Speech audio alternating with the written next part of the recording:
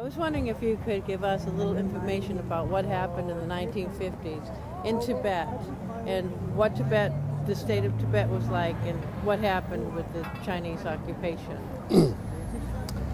As far as my knowledge goes, this is my personal opinion. I want to make sure. And as far as my knowledge goes, I think from 1911 until 1950s, Tibet was an independent country.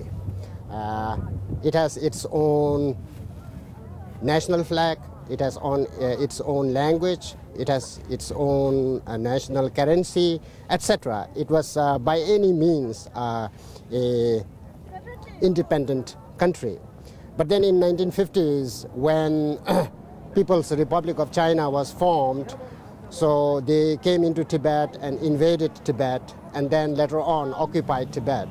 So in 1959, under the brutal repression and oppression of the People's Liberation Army, Tibetan people rose against the occupation of Tibet, as well as in order to save His Holiness the Dalai Lama, which is the symbol of Tibetan national, and from Chinese onslaught, from kidnapping him from Lhasa to Beijing. So therefore, since then, up until now, it is now 49 years that during which Tibetans still are suffering inside Tibet. There is no human rights.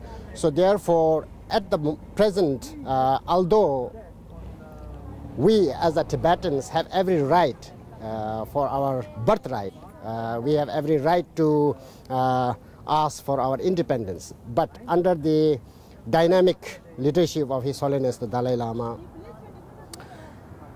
he has, considering the mutual benefit and happiness and welfare of not only the Tibetans but the Chinese people as well, and also the neighboring countries, and for world peace. So he has initiated this middle way approach in which now we are not asking for complete independence from People's Republic of China, but rather a real and genuine autonomy. All those rights and privileges that are enshrined in the Constitution of People's Republic of China. And at the same time, those rights and privileges are also enshrined in the regional, national autonomy law, which has been passed by People's Republic of China, I think, in 1984. So we are asking that kind of right so that we can preserve and promote and we can continue our unique identity, Tibetan identity, as well as to preserve our language and culture, which is not only useful for the Tibetans, but now it is very clear that the rich cultural heritage is not only belongs to Tibetans, but it also belongs to the world community as well. So therefore, we are seeking a genuine autonomy under the People's Republic of China. Mm-hmm. Now, I understand many Tibetans relocated to India. Mm-hmm. Now, can they return to Tibet? No, that is not possible. No. To Tibet. If they return back, then they will face either arrest or imprisonment and torture. Today. And do they practice Tibetan language and religion in Tibet now? Can Tibetans practice their religion and can they speak their language in Tibet right now? Yes, according to Chinese law and according to Chinese constitution, there is freedom of religion, freedom of expression, freedom of media, but the ground reality is quite the contradictory. Yes. Tibetan children are not allowed to study Tibetan language in Tibet, in Tibetan schools inside Tibet now. It is so cynicized that the whole curriculum has been changed, and now until and unless any Tibetan, those who go to school, are compelled to study Chinese. Otherwise, they do not get any jobs in the government offices. So it is some kind of, systematic syncretization of the whole Tibetan culture. Yes. So what about practicing in their temples or shrines, in their Buddhist practices?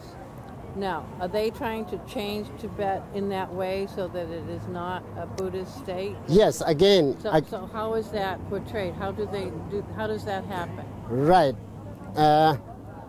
As I have already told you before, that although China always claims that there is religious freedom, but again in reality, very recently, since 1996, they have launched this patriotic education campaign, in which the enrollment in the monasteries now has to go through a management committee by which they would scrutinize, they would profile.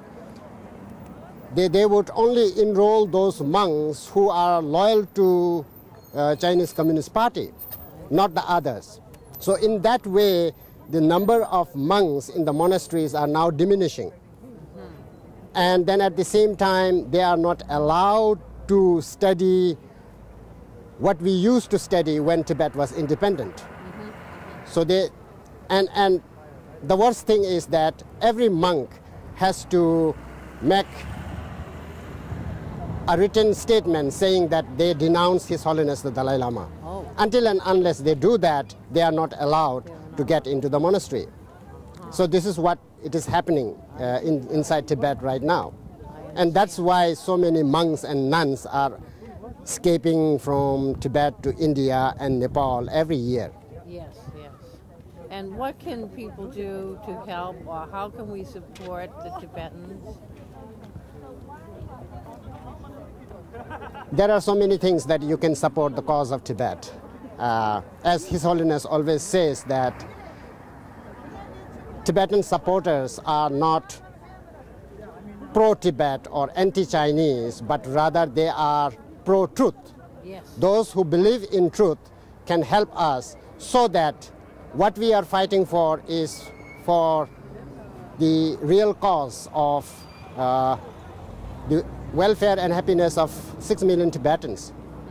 So if you can do anything, moral support, financial support, and anything that you can do in order to realize this aim would be very, very beneficial for the cause of Tibet. Yes. Now, are you located in Boston? Yes, I am. Because I understand they're trying to have a new place for Tibetans to meet, because there are more Tibetans coming. Right. We have a Tibetan Association of Boston, and a non-profit organization. And right now we do not have any specific place, but rather we function from a church which is in Swedenborg. Yes, yeah. Okay, well, what is your name, please? Pema. Pema. Nice to meet you. Thank you.